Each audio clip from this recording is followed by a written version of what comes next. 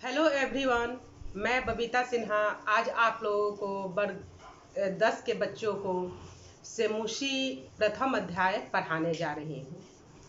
आप लोग इस श्लोक को ध्यान से सुनिएगा। एक एक शब्द का मैं अर्थ आप लोगों को समझाऊंगी और उसका मैं हिंदी बताऊंगी।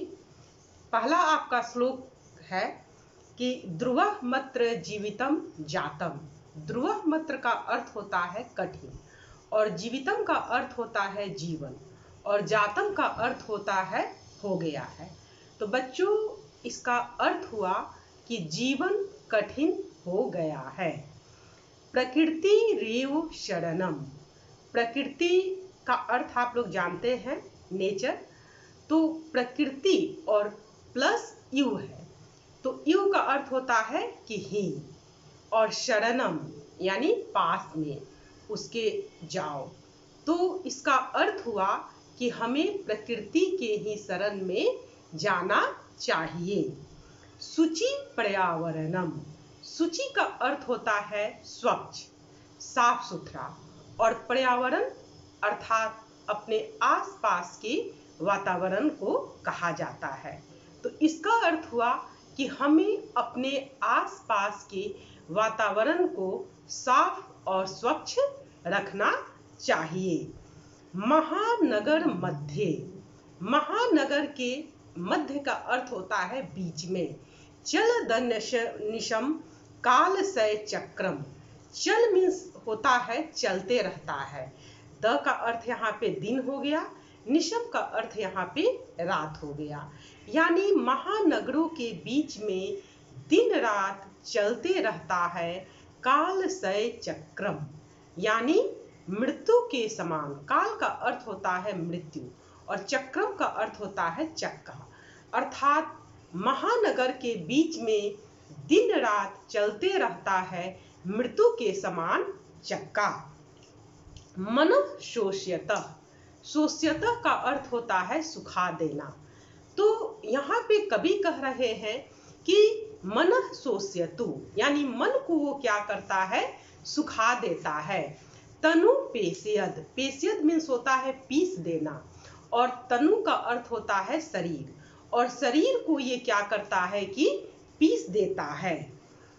भ्रमति सदा वक्रम। वक्रम का अर्थ होता है टेढ़ा, और भ्रमति का अर्थ होता है घूमते रहता है। यह सदैव टेढ़ा घूमते रहता है। दुर्दांत दशनय रमुना। दुर्दांत का अर्थ होता है कठोर, और दशनय का अर्थ होता है दांत। तो ये अपने कठोर दांतों से 96 जन अग्रनशम। यह क्या करता है, 96 जन अग्रनशम। जन का अर्थ होता है जनता, अग्रनशम का अर्थ होता है नाश करना। तो यह अपने कठोर दांतों के द्वारा हमेशा जनता का नाश करना चाहता है।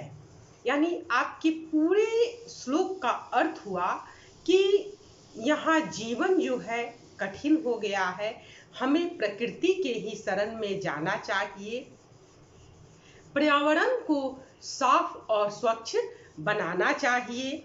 महानगर के बीच में काल के समान चक्का जो है दिन रात चलते रहता है, जो मन को सोखता है, शरीर को पीसता है, और यह सदैव टेढ़ा होकर घूमते रहता है। ये चक्का जो है अपने कठोर दांतों के द्वारा हमेशा क्या करता है कि लोगों को नाश करना चाहता है। बच्चों, आप ध्यान दीजिएगा कि 10th में आपका जो भी क्वेश्चन आता है तो आपका पैराग्राफ से ही आता है। तो मान लीजिए ये पैराग्राफ रहेगा, तो पैराग्राफ से आपका एक पदेन उत्तर देना होता है। जैसे देता है एक पदेन उत्तर, यानी सिर्फ एक शब्द में ही आपका क्या होगा, उसका आंसर होगा। जैसे दे देगा कि कह भ्रमति, यानी कौन घूमता है, द चक्रम। तो इस प्रकार से क्वेश्चन जो है ओनली वन वर्ड का आता है, उसके बाद पूर्ण वाक्य आता है। आप लोग को मैं अगले वीडियो में इसके विषय में बताऊंगी। फिलहाल मैं आप लोग को श्लोक नंबर 2 पढ़ाने जा रही हूँ। श्लोक नंबर 2 है कज्जल मलिनम धूमम मुंचति। कज्जल का अर्थ होता है काजल के समान, और मलिनम का अर्थ होता है गंदा, और धूमम का अर्थ होता है धुआं, और मुंचति का अर्थ होता है छोड़ता है। यानी यह काजल के समान गंदे धुआं को छोड़ता है। शत शक्ति यानम, शत का अर्थ होता है सैकड़ों, और शक्ति यानम का अर्थ होता है मोटर गाड़ियां। यानी सैकड़ों मोटर गाड़ियां जो हैं वह काजल के समान गंदे धुएं को क्या करती है, छोड़ते रहती है। वाष्पयान माला संध्यावती, वाष्पयान माला कहा जाता है रेलगाड़ी को, और संध्यावती कहा जाता है दौड़ता है। यानी रेलगाड़ी जो है वह दौड़ते रहती है। वितरंती ध्वानम, और वह आवाज को क्या करती है कि बांटते रहती है।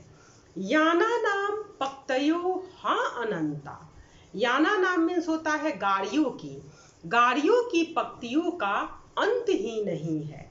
कठिनम संस्मरणम, संस्मरणम का अर्थ होता है जीवन, और कठिनम का अर्थ होता है कठिन।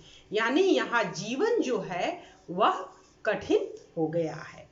यानी पूरे श्लोक का अर्थ हुआ कि काजल के समान गंदे धुएं को छोड़ते हैं सैकड़ों मोटर गाड़ियां, रेलगाड़ियां दौड़ती हैं और आवाज को बांटती हैं। यहाँ पे आवाज को बांटने का अर्थ हो गया कि वे आवाज प्रदूषण करती हैं।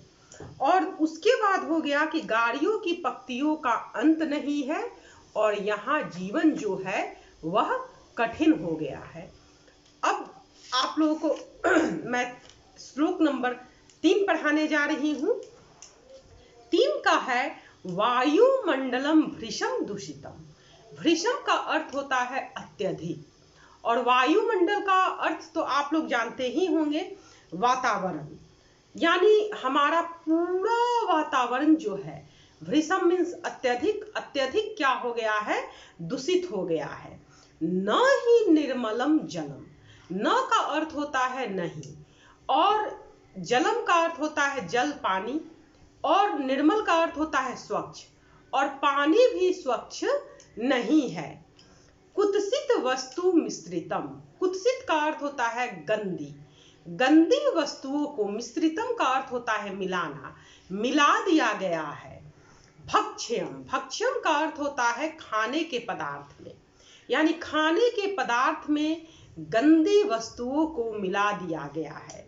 सौमलम धरातलम, सौमलम का अर्थ होता है, स का अर्थ होता है यानी पूरा समेत, और मलम का अर्थ होता है गंदा। यानी पूरी धरती जो है वह क्या हो चुकी है, गंदी हो चुकी है। करणीय वही अंतर जगती, जगती का अर्थ होता है संसार, और करणीय का अर्थ होता है करना है। यानी इस संसार को करना है, वही मीन्स बाहर से, और अंदर मीन्स, अंतर मीन्स अंदर से। शुद्धिकरणम, शुद्ध करने का जरूरत है। बच्चों, पूरे श्लोक का अर्थ हुआ कि वायुमंडल अत्यधिक दूषित हो चुका है, जल भी स्वच्छ नहीं है, और खाने के वस्तुओं में गलत पदार्थों का मिश्रण कर दिया गया है। पूरी धरती गंदी हो चुकी है, मैली हो चुकी है। हम लोगों को अंदर और बाहर से पूरे संसार को शुद्ध करना है। बच्चों, अब मैं आप लोगों को श्लोक नंबर 4 पढ़ा रही हूँ। श्लोक नंबर 4 है कंचित कालम, कालम मीन्स होता है समय, और कंचित मीन्स होता है कुछ, और नय मीन्स ले चलो, यानी कुछ समय के लिए मुझे ले चलो। माम अस्नात नगरात बहु दूरम, माम मीन्स मुझे, अस्मान मीन्स इस, नगरात मीन्स शहर से, बहु दूरम बहुत दूर। यहाँ पे कवि कह रहे हैं कि मुझे कुछ समय के लिए इस शहर से बहुत दूर लेकर चलो। प्रपश्यामि ग्रामांते, कवि कह रहे हैं प्रपश्यामि का अर्थ होता है मैं देखना चाहता हूँ। पश्यामि मीन्स होता है देखना।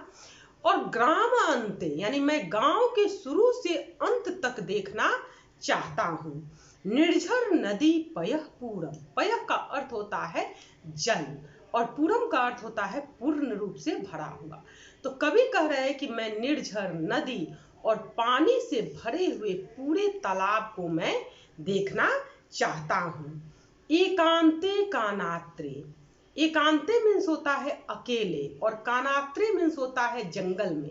मैं अकेले जंगल में क्षणमपि स्यात् संचरणम, संचरणम का अर्थ होता है घूमना। मैं अकेले इस जंगल में कुछ देर के लिए घूमना चाहता हूँ।